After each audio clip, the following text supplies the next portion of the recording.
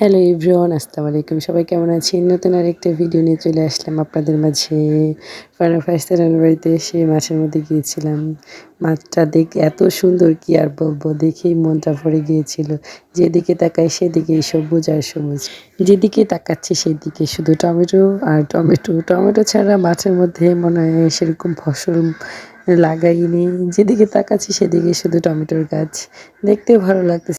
আর কিছুদিন পরে যখন মাঠের মধ্যে আসবো তখন শুধু টমেটোর জায়গায়, জায়গায় আরকি গাদি করে রাখবে, পালা দিয়ে রাখবে টমেটো তুলে কৃষকরা। এখন টমেটো আরকি সেরকম পাকেনি। হালকা ২-১ টা করে আরকি পাকতেছে। টমেটো আরকি ছোট, ছোট টমেটো ধরে আছে গাছের মধ্যে, দেখতে পারতেছেন আপনারা বোধহয়। আপনাদের একটু আরকি দেখাচ্ছিলাম আমাদের মাঠের মধ্যে কত টমেটো।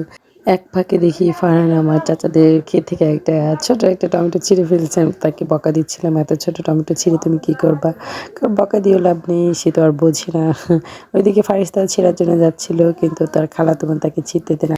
মাঠের মধ্যে গিয়ে ফারিস্তা ভালোই দুষ্টুমি করতেছিল, যেখানে সেখানে ঢুকে পড়তেছিল। সব ভিডিও করে নিই, আমরা অনেকগুলা গিয়েছিলাম। তো ওদেরকে ২ জনকেই সামলাবো না ভিডিও করবো। ছোট একটা ভিডিও করেছিলাম। ভাবলাম ছোট একটা ভিডিও করে আপনাদের সাথে শেয়ার করি। এত সুন্দর একটা মাঠ। যেদিকে তাকাচ্ছি সেদিকেই শুধু সবুজ আর সবুজের মাঝে দেখি ছোট একটা পরীর বাচ্চা বৈশাখের ফল ছিঁড়তেছে বসে, বসে। এই ফাঁকে আমি একটু ভিডিও করে নিলাম। যাদেরকে টমেটো খেতে ইচ্ছা করবে আমাদের এলাকায় চলে আসবেন টমেটোর সময়। ইনশাআল্লাহ যতটুকু পারবো আপনাদের খাওয়ানোর চেষ্টা করব। সবাই ভালো থাকবেন, সুস্থ থাকবেন। আল্লাহ হাফেজ।